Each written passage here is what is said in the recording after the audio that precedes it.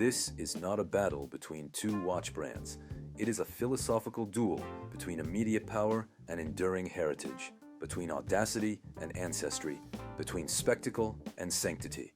In order to understand the contrast, we must first step into the universe of Richard Mille, a maison founded at the dawn of the 21st century with the disruptive ambition of rewriting every convention that traditional horology held sacred. And from its inception, the objective was never subtlety, never quiet refinement, but impact, shock, radical engineering, and unapologetic modernity, because the brand was conceived as a laboratory on the wrist where aerospace alloys, carbon composites, titanium bridges, torque-limiting crowns, and shock-resistant tourbillons converge to create mechanical sculptures that look less like instruments of time and more like fragments of a futuristic spacecraft. And when you observe one, you immediately notice the tonneau case architecture, the skeletonized calibers suspended within curved sapphire, the layered construction that exposes screws, spline heads, and structural components normally hidden in classical watchmaking, as if transparency itself were a manifesto. And the pricing strategy reinforces that manifesto, because these pieces rarely start below 6 figures and often ascend into 7, positioning the object not merely as a chronometer, but as an emblem of financial firepower, a badge worn by elite athletes, global celebrities, and billionaires who seek differentiation rather than discretion.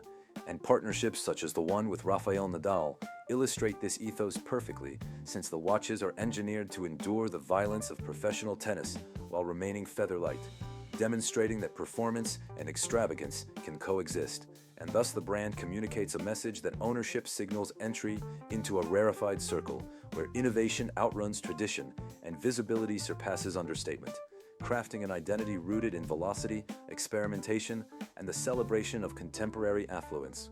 Now, let us transition into the realm of Patek Philippe, a house established in the 19th century, whose narrative is interwoven with European aristocracy, generational stewardship, and an almost sacred devotion to horological artistry. And unlike the disruptive newcomer, this institution built its prestige slowly across decades, marked by pocket watches adorned with enamel miniatures, perpetual calendars refined through incremental mastery, minute repeaters tuned like chamber music, and movements finished with Geneva stripes and hand-polished emblage that require patience bordering on obsession. Because here the philosophy is not to astonish instantly, but to endure indefinitely. And the famous advertising line, reminding clients that one merely looks after the watch for the next generation, encapsulates a worldview centered on continuity rather than spectacle. And the firm remains family-controlled, guided successively by figures such as Philippe Stern and later Thierry Stern, who preserved independence in an era of conglomerate consolidation, reinforcing the aura of sovereignty and safeguarding artisanal standards from dilution. And production volumes remain deliberately limited relative to demand, creating scarcity not through flamboyance, but through disciplined restraint. And the aesthetic language favors balanced proportions, classical round cases, lacquered dials, applied indices, and mechanical complications that whisper rather than shout. So that when one wears such a timepiece, the effect is not to provoke astonishment across a room, but to communicate cultivated discernment to those fluent in horological codes, establishing a reputation anchored in permanence, legitimacy, and in almost scholarly reverence for the craft. When comparing financial dynamics, the divergence becomes even more fascinating, because one brand thrives on immediate liquidity and contemporary hype, while the other commands long-term appreciation supported by decades of auction records. And if we analyze secondary market behavior, we observe that limited production sports references from the Geneva manufacturer often trade above retail due to constrained supply and insatiable global demand. Whereas the avant-garde competitor frequently debuts at stratospheric retail levels already aligned with speculative expectations, creating a different psychological relationship between acquisition and resale. And this contrast reveals two distinct approaches to value creation. One leveraging exclusivity, reinforced by lineage and collector culture. The other, capitalizing on cutting-edge materials and celebrity visibility to justify extraordinary entry prices. And when we broaden the frame to include peers such as Audemars Piguet and Rolex, we perceive how each brand occupies a strategic niche within the luxury ecosystem, Yet neither of those rivals fully mirrors the polarity between radical modernism and historical gravitas represented in our central comparison. Because here, the question transcends profitability alone and ventures into symbolism, asking whether wealth is best expressed through conspicuous avant-garde engineering or through association with a lineage that predates world wars, technological revolutions, and shifting cultural paradigms. And from an investment perspective, collectors often evaluate provenance, complication rarity, condition, archival documentation, and production era when assessing pieces from the traditional house, whereas buyers of the contemporary innovator may prioritize case material, limited edition status, and celebrity affiliation, revealing how financial reasoning intertwines with emotional narratives shaped by each brand's identity. Culturally, the contrast extends beyond balance sheets into aesthetics, sociology, and even anthropology. Because wearing a boldly skeletonized tonneau encased in NTPT carbon projects a message of dynamism, athleticism, and present-moment dominance, almost as if the watch were an extension of a supercar or a private jet, while fastening a slim perpetual calendar beneath the cuff signals restraint, education, and familiarity with centuries of European craftsmanship. And these signals operate within social environments where luxury objects function as nonverbal language, communicating tribe affiliation, generational background, and philosophical orientation. So in certain circles, the modern piece may attract admiration for its technical audacity and visible complexity, whereas in other gatherings, the classical creation may inspire respect for its understated refinement and archival continuity.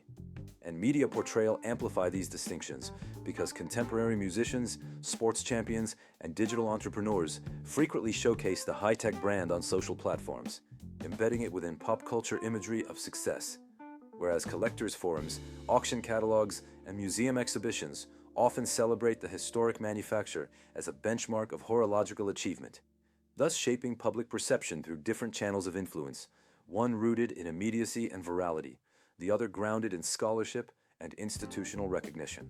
From a technical standpoint, both houses demonstrate extraordinary mastery, yet their engineering philosophies diverge profoundly, since the modern disruptor prioritizes shock absorption systems capable of withstanding extreme G-forces, variable geometry rotors, and three-dimensional movement architecture designed with computer-aided simulation, embracing materials borrowed from Formula One and aeronautics, while the venerable Geneva firm invests in ultra-thin calibers, patented calendar mechanisms, acoustic optimization for chiming complications, and finishing techniques executed by hand under magnification, ensuring that even hidden components receive meticulous attention.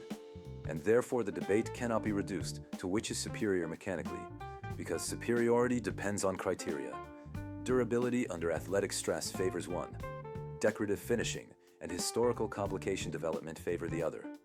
And even water resistance, service intervals, and production tolerances reveal distinct priorities shaped by brand identity. So the evaluation becomes less about objective hierarchy and more about alignment between technical philosophy and personal values. Whether one admires experimental architecture pushing boundaries of material science, or venerates incremental refinement that perfects centuries-old mechanical traditions.